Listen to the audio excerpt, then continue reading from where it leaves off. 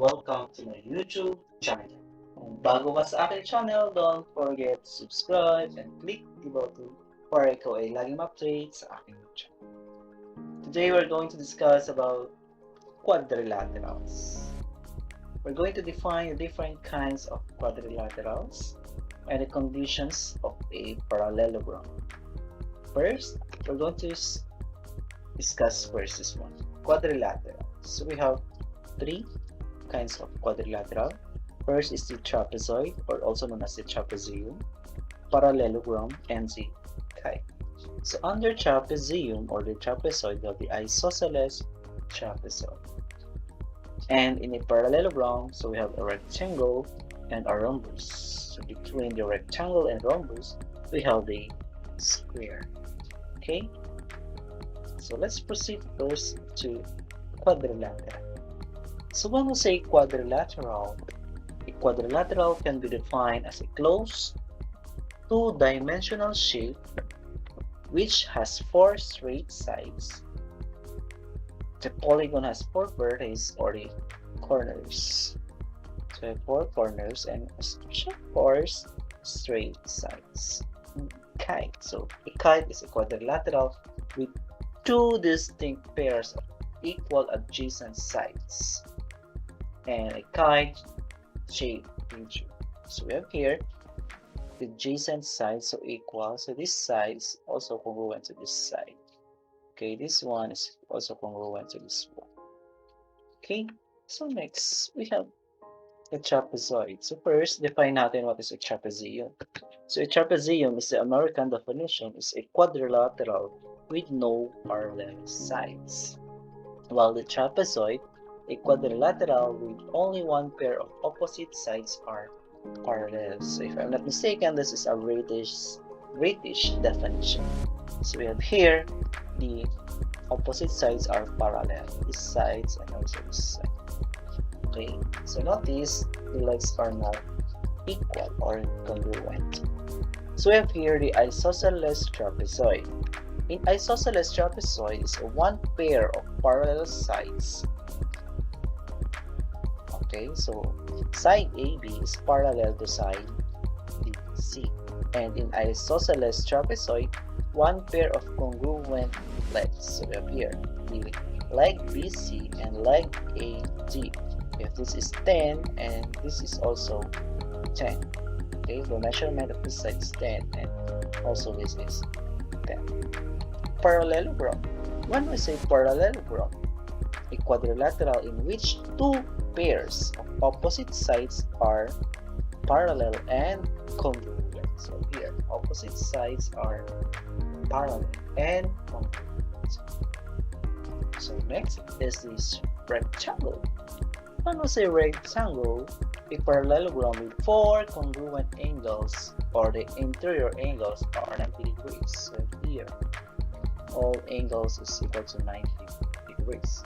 Opposite sides are parallel, then opposite sides are congruent. Next is rhombus. While rhombus, all four sides equal in length. So notice here meron tayong symbol. Okay? So next is square. So a square is a combination of a rectangle and a rhombus. A parallelogram with all sides equal and all interior angles 90 degrees. Okay? This is the angles 90 degrees, so same as rectangle, and rhombus is all sides are equal. We have the conditions that should be determined to prove that quadrilaterals are parallelogram.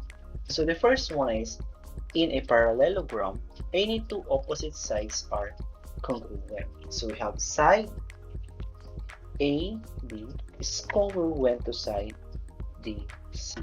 So here, side AB is congruent, so read this as congruent, is congruent to side DC.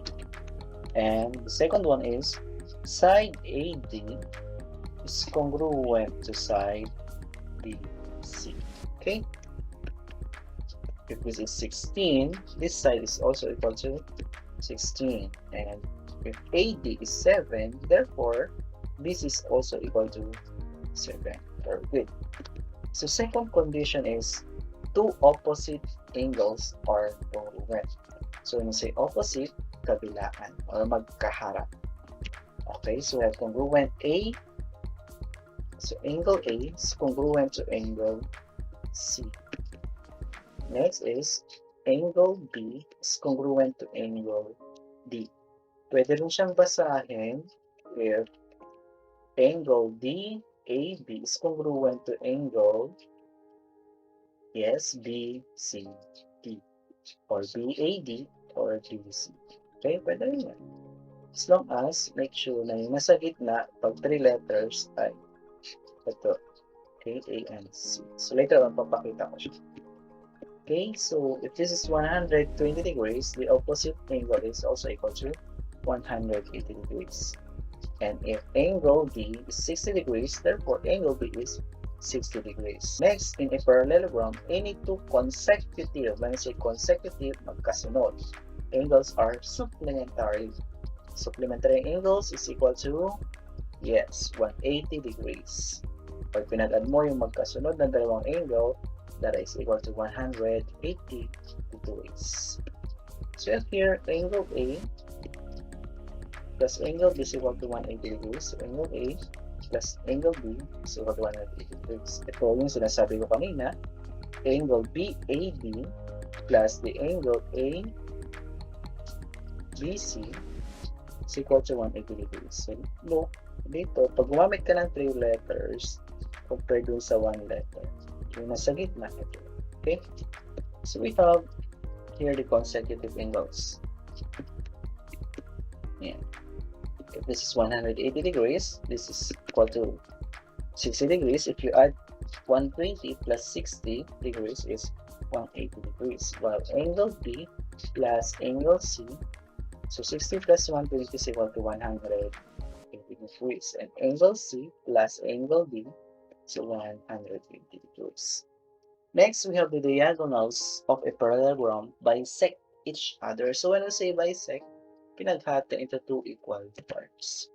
So the diagonal AC and the diagonal BD intersect at point E. So dun sila nag-intersect, meaning yun ang pinakagitna ng line na ito or the diagonal. Okay? So here, we have in a diagonal AC, pag AC, so AE is congruent to AC. So, ibig sabihin, parehas sila ng measurement. Kung ito ay 10, ito rin ay 10. Kung ang A to C, kung ito ay 10 plus 10 is equal to 20. Ang kabuuan niya ay 20. Next, in a diagonal DD, therefore, BE is congruent to ED. Kung ito ay 20, ito ay 20, ang kabuuan ay 40. Very good. Next, the diagonals of a parallelogram divides the parallelogram into congruent triangles. So we have here diagonal AC. Okay. The triangle BAC is congruent to triangle DCA. So observe lang yung pagbabasa natin or pagsusulat or pag-name ng triangle. So dapat same movement. Okay? So ito yan. So, ito. Usually yung ginagawa ko dati is papa-paper cut ako. Then pinapalagyan ko ng letters. So A, to A din yun. Para pag nag-name, dapat tugma. Next, diagonal. So we have diagonal BD.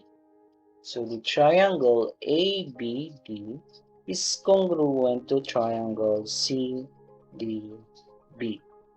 Okay? So parehas lang sila. So I hope may natutunan kayo kahit paano sa ating video lesson today. And don't forget to like also the video. So see you sa next video dahil i-discuss natin ang properties.